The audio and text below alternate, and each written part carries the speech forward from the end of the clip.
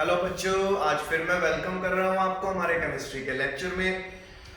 आपको पता है कि एक हफ्ता हो गया हमें जिसमें हम अपना ऑर्गेनिक केमिस्ट्री का चैप्टर कर रहे हैं, aldehyde, ketone and carboxylic acid. आज मेरे पास बहुत इंटरेस्टिंग क्वेश्चंस हैं, हम उनको साथ में समझेंगे। मैं आपको उनकी पिक्स भी भेजूंगा ताकि घर में आप उसको अपनी ट्यूशन कॉपीज पे कर लें।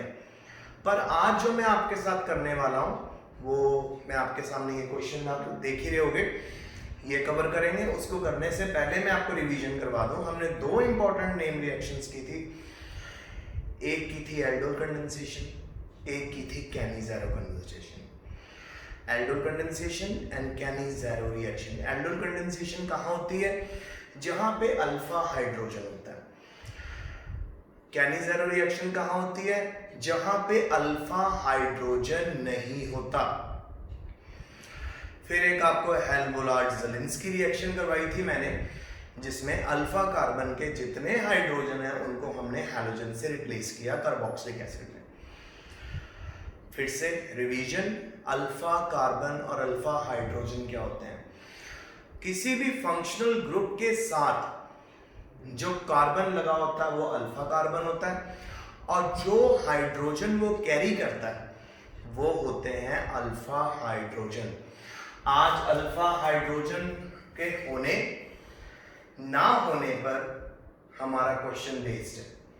क्या कह रहा है हमारा question? Which of the following compounds would undergo aldol condensation, which will undergo Cannizzaro and which will undergo neither. ना तो उनमें कैनी-ज़ेरो होगी ना उनके अंदर होगी एल्डोल कंडेंसेशन। सो ये 8 एग्जांपल्स आपके सामने हैं। इन 8 एग्जांपल में हम लोगों ने बताना शुरू करें, किसमें कैनी-ज़ेरो होगी, किसमें एल्डोल कंडेंसेशन होगी, किसमें दोनों नहीं होने वाली। दोनों कंडीशन वहां पे नहीं होने वाली जहां पे कार्बन के ऊपर बेटा हाइड्रोजन होगा ही नहीं।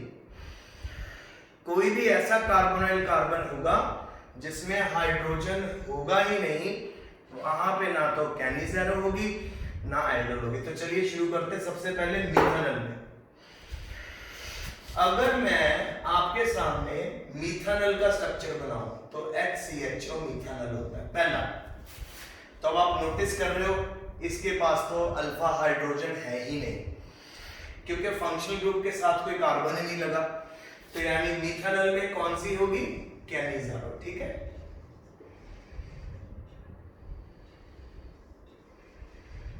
अब नंबर 2 है हमारे पास 2-मिथाइल पेंटानल। अब 2-मिथाइल पेंटानल का अगर मैं स्ट्रक्चर बनाऊं तो कैसे बनेगा? 1 2 3 4 5, और सेकंड पोजीशन में इसके पास है CH3।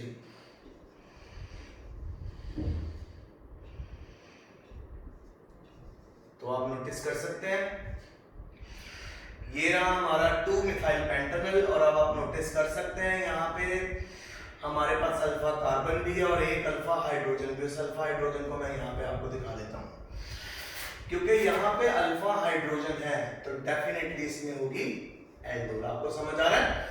तो मीथानल में कैनी-ज़ेरो क्योंकि वहां पे अल्फा हाइड्रोजन नहीं था, 2-मिथाइल पेंटानल में एल्डोल क्योंकि वहां पे अल्फा हाइड्रोजन है। अब थर्ड है जी बेंज़ल्डिहाइड।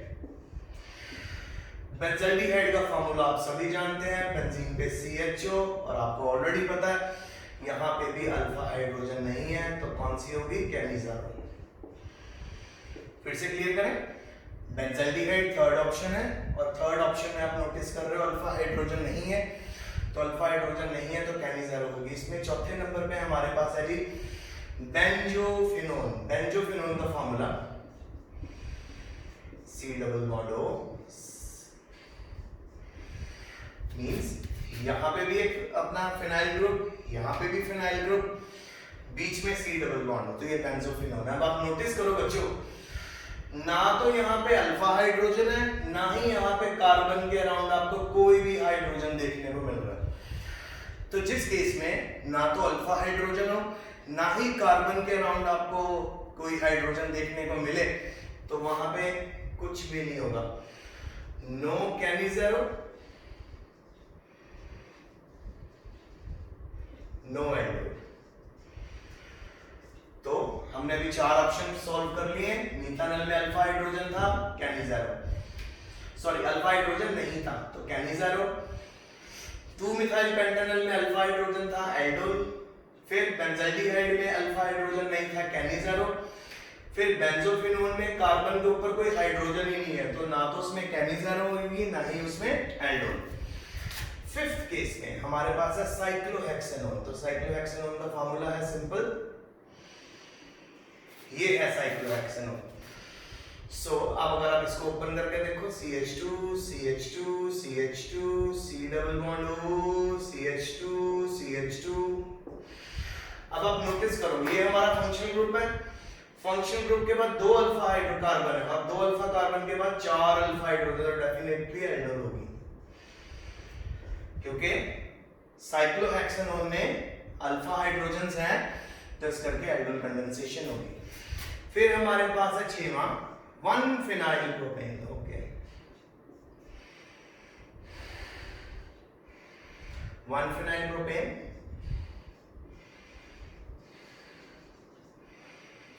अब आप नोटिस करिए फिनाइल ग्रुप हमारा एक ऐसे कार्बन से जुड़ा है जिसपे अल्फा हाइड्रोजन है, तो इसमें भी एल्डोल हो सकती है। अब हम पहुंच गए 7th पे। 7th है फिनाइल एसिटल्डिहाइड। फिनाइल एसिटल्डिहाइड यानी 7th हमारा सबसे पहले फिनाइल ग्रुप बनाएंगे, फिर CH एसिटल्डिहाइड का फॉर्मूला बेटा CH3CH2 होता है। तब आप नोटिस करो ये हमारा अल्फा कार्बन 2 आ गया हाइड्रोजन इसके पास, तो यहां पे भी एल्डोल होगी। अब हम आखिरी केस में पहुंचे। आखिरी केस में है जी ब्यूटानल का। तो पहले 4 कार्बन बनाएंगे, एल्डिहाइड इधर लग गया। सेकंड पोजीशन पे कह रहा है जी मिथाइल ग्रुप है 2। लो जी बात ही खत्म हो गई। अब सेकंड पोजीशन पे यानी जो हमारा अल्फा कार्बन है उसके ऊपर तो कोई भी हाइड्रोजन नहीं नजर आ रहा। ऊपर भी मिथाइल ग्रुप, नीचे भी मिथाइल ग्रुप, सामने CH2 ग्रुप, उधर फंक्शनल ग्रुप। तो इस केस में no Cannizzaro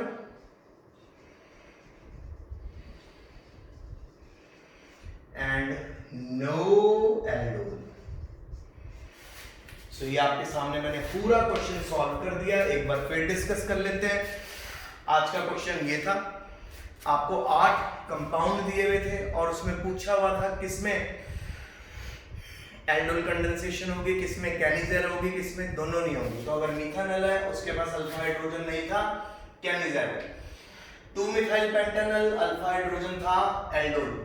benzaldehyde alpha hydrogen नहीं था, कैनिज़ारो। बेंजोफिनोन में अल्फा हाइड्रोजन भी नहीं है, नॉर्मल हाइड्रोजन भी नहीं है जो फंक्शन ग्रुप से जुड़ा हुआ। No Cannizzaro, no aldol. Cyclohexanone में डेफिनेटली हमारे पास अल्फा हाइड्रोजन्स हैं, एल्डोल।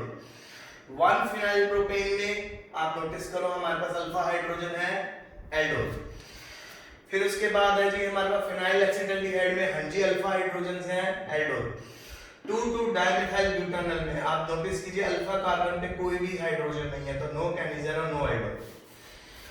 ये क्वेश्चन समझ आ गया आपको? अब अगला हमारे पास क्वेश्चन है, हमें कुछ कंपाउंड्स दिए गए हैं। एक हमें दिया है एसिटोफिनोल, एक हमें दिया है पैराटोल्यूएल्डिहाइड, एक हमें दिया है बेंजाल्डिहाइड और एक हमको दिया हुआ है पैरानाइट्रोबेंजाल्डिहाइड।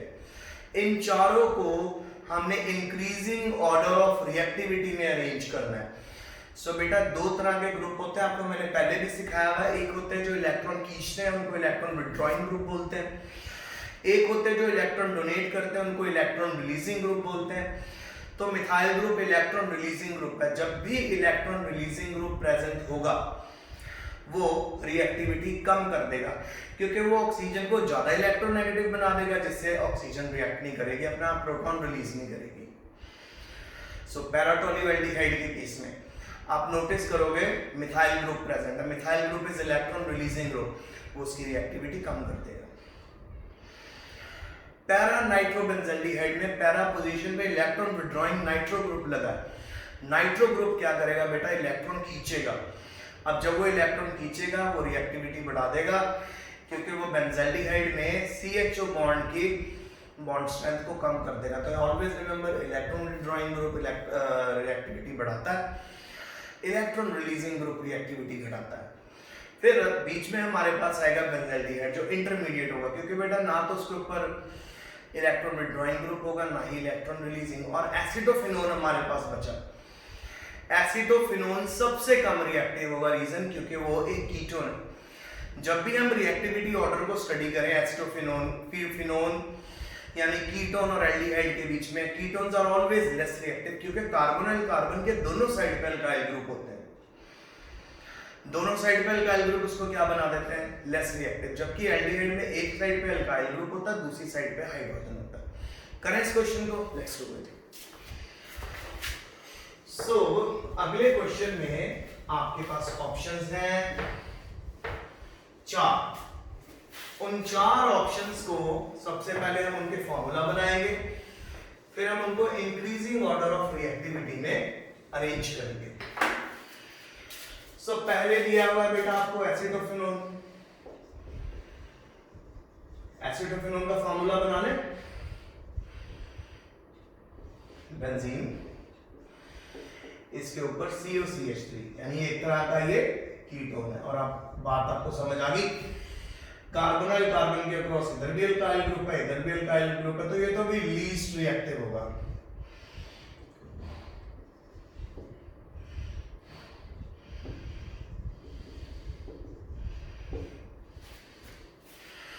नंबर 2 है बेटा हमारे पास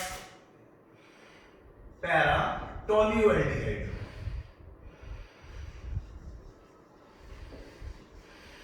इसका फार्मूला है बेंजीन, बेंजीन के ऊपर CHO और पैरा पोजीशन पे मिथाइल ग्रुप जो है इलेक्ट्रॉन रिलीजिंग, इलेक्ट्रॉन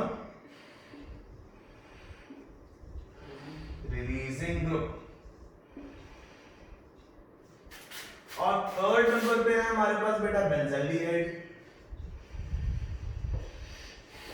बेंजाल्डिहाइड में तो बेटा सिंपल बेंजीन पे CHO। और चौथे नंबर पे है हमारे पास पैरा नाइट्रो बेंजाल्डिहाइड।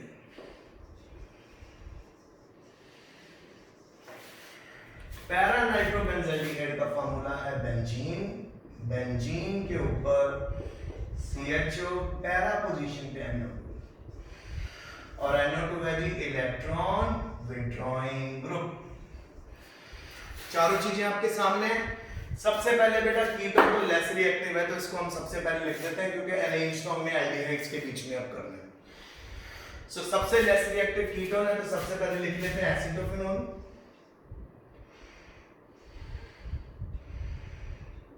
एसिटोफिनोन उससे ज्यादा रिएक्टिव होगा बेटा हमारा अल्काइल पार्ट वाला, ठीक है जी, तो इसका नाम आएगा पैरा टोल्यूएल्डिहाइड।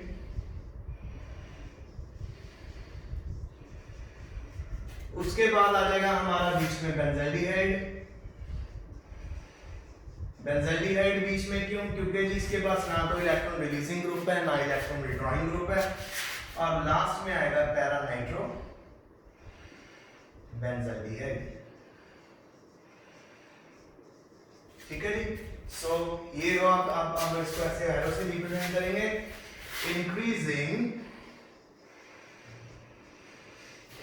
Order of reactivity.